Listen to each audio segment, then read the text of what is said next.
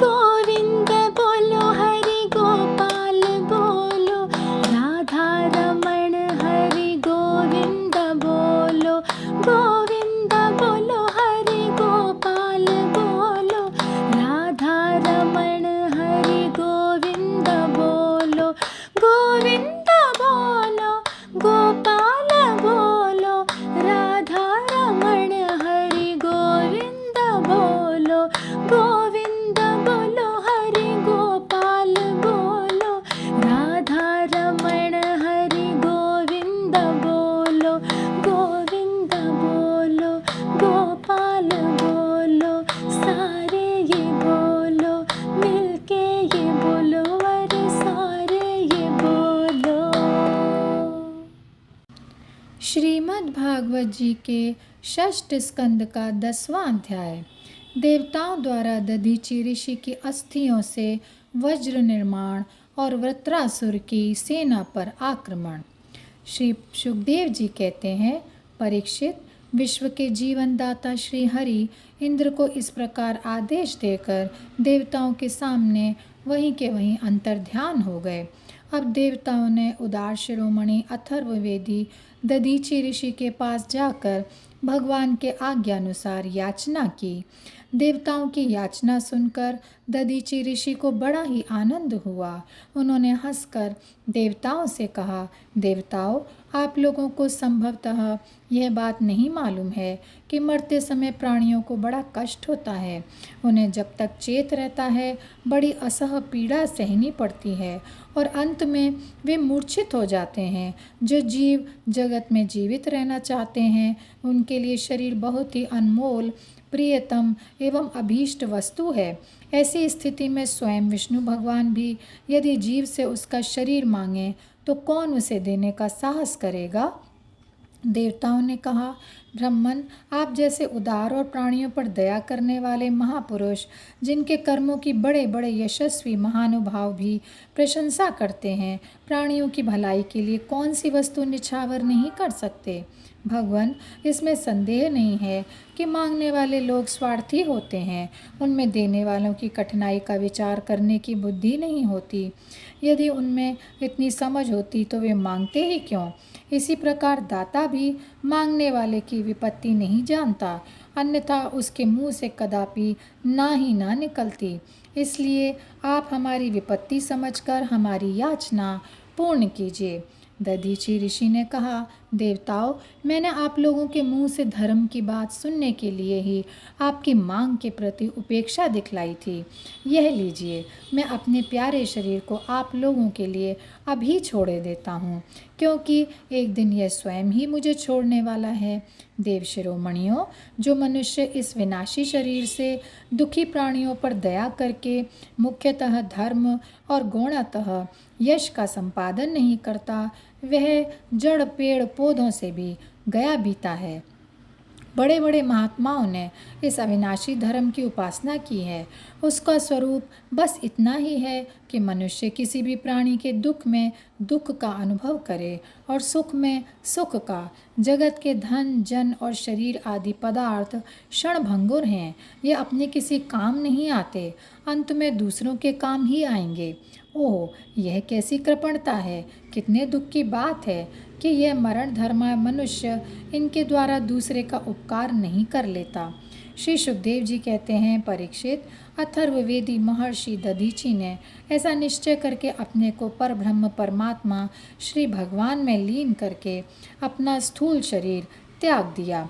उनके इंद्रिय, प्राण, मन और बुद्धि संयत थे, दृष्टि तत्वमयी थी, उनके सारे बंधन कट चुके थे। अतः जब वे भगवान से अत्यंत युक्त होकर स्थित हो गए, तब उन्हें इस बात का पता भी ना चला कि मेरा शरीर छूट गया। भगवान की शक्ति पाकर इंद्र का बल पौरुष उन्नति की सीमा पर पहुंच गया। अब विश्वकर्मा जी ने दधीचि ऋषि की हड्डियों से वज्र बनाकर उन्हें दिया और वे उसे हाथ में लेकर ऐरावत हाथी पर सवार हुए। उनके साथ साथ सभी देवता लोग तैयार हो गए। बड़े बड़े ऋषि मुनि देवता इंद्र की स्तुति करने लगे। अब उन्होंने त्रिलोकी को हर्षित करते हुए वृत्रासुर का वध करने के लिए उस पर पूरी शक्ति लगाकर धावा बोल दिया। ठीक वैसे ही जैसे भगवान रुद्र क्रोधित होकर स्वयं काल पर ही आक्रमण कर रहे हों। परीक्षित, वृत्रासुर भी दैत्य सेनापतियों की बहुत बड़ी सेना के साथ मोर्चे पर डटा हुआ था। जो वैवस्वत मनमंत्र इस समय चल रहा है, उसकी पहली चतुर्युगी का त्रेता युग अभी आरंभ ही हुआ था। उसी समय नर्मदा तट पर देवताओं का दैत्यों के साथ यह भयंकर संग्राम हुआ।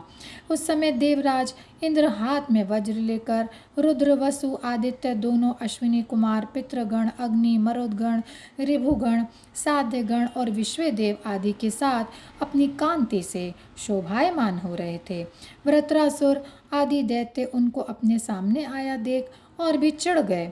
तब नमुची, शंबर, अनर्वा, द्विमूर्धा, ऋषभ, अंबर, हयग्रीव, शंकुशिरा, विप्रचित्ति, अयोमुख, पुलोमा, वृषपर्वा, प्रहेति, हेता, उत्कल, सुमाली, माली आदि हजारों दैत्य, दानव एवं यक्ष, राक्षस स्वर्ण के साज सम्मान से सुसज्जित होकर इंद्रराज देव की सेना को आगे बढ़ाने से रोकने लगे। परीक्षित, उस समय देवताओं की सेना स्वयं मृत्यु के लिए भी अजेय थी। वे घमंडी असुर सहनाद करते हुए बड़ी सावधानी से देव सेना पर प्रहार करने लगे। उन लोगों ने गदा, परिग, बाण, प्रास, मुदगर, तोमर, शूल, फर से तलवार, शतग्नि, तोप, भुशुंडी आदि अस्त्र शस्त्रों की बौछार से देवताओं को सब ओर से ढक दिया। एक पर एक इतने बाण चारों ओर से आ रहे थे कि उनके ढक जाने के कारण देवता दिखलाई भी नहीं पड़ते थे। जैसे बादलों से ढक जाने पर आकाश के तारे नहीं दिखाई देते। परीक्षित, वे शस्त्रों और अस्त्रों की वर्षा देव सैनिकों को छू तक ना सकी। उन्होंने अपने हस्त लाघव से आकाश में ही उनके हजार हजार टुकड़े कर दिए। जब असुरों के अस्त्र शस्त्र समाप्त हो गए, तब वे देवताओं की सेना पर पर्वतों के शिखर, वृक्ष और पत्थर बरसाने लगे, परंतु देवताओं ने उन्हें पहले ही की भांति काट गिराया।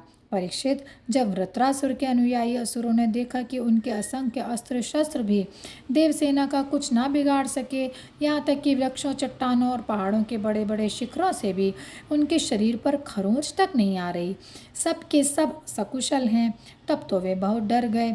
दैत्य लोग देवताओं को पराजित करने के लिए जो भी प्रयत्न करते, वे सब के सब निष्फल हो जाते। ठीक वैसे ही जैसे भगवान श्री कृष्ण के द्वारा सुरक्षित भक्तों पर शुद्र मनुष्यों के कठोर और अमंगलमय दुर्वचनों का कोई भी प्रभाव नहीं पड़ता।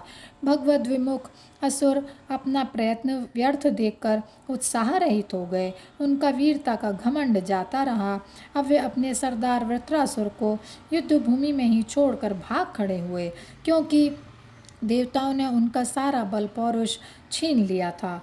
जब धीर वीर वृत्रासुर ने देखा कि मेरे अनुयायी असुर भाग रहे हैं और अत्यंत भयभीत होकर मेरी सेना भी तहस नहस और तितर बितर हो रही है, तब वे हंसकर कहने लगा, वीर शिरोमणि वृत्रासुर ने समयानुसार वीरोचित वाणी से विप्रचिति, नमुची, पुलोमा, मय, अनर्वा, शंबर आदि दैत्यों को संबोधित करके कहा, असुरो भागो मत, मेरी एक बात सुन लो। इसमें संदेह नहीं है कि जो पैदा हुआ है उसे एक न एक दिन अवश्य मरना पड़ेगा। इस जगत में विधाता ने मृत्यु से बचने का कोई उपाय नहीं बताया है। ऐसी स्थिति में यदि मृत्यु के द्वारा स्वर्ग आदि लोक और सुयश भी मिल रहा हो, तो ऐसा कौन बुद्धिमान है जो उस उत्तम मृत्यु को न अपनाएगा। संसार में दो प्रकार की मृत्यु परम दुर्लभ और श्रेष्ठ मानी गई है। एक तो योगी पुरुष का अपने प्राणों को वश में करके ब्रह्म चिंतन के द्वारा शरीर का परित्याग, और दूसरा युद्ध भूमि में सेना के आगे रहकर बिना पीठ दिखाए जूझ मरना। तुम लोग भला ऐसा शुभ अवसर क्यों खो रहे हो। और यहीं पर यह अध्याय समाप्त होता है। जय श्री कृष्णा, जय श्री कृष्णा, जय श्री कृष्णा। गोविंद बोलो हरि गोपाल बोलो, राधा रमण हरि गोविंद बोलो। गोविंद बोलो हरि गोपाल बोलो, राधा रमण हरि गोविंद बोलो। गोविंद बोलो गोपाल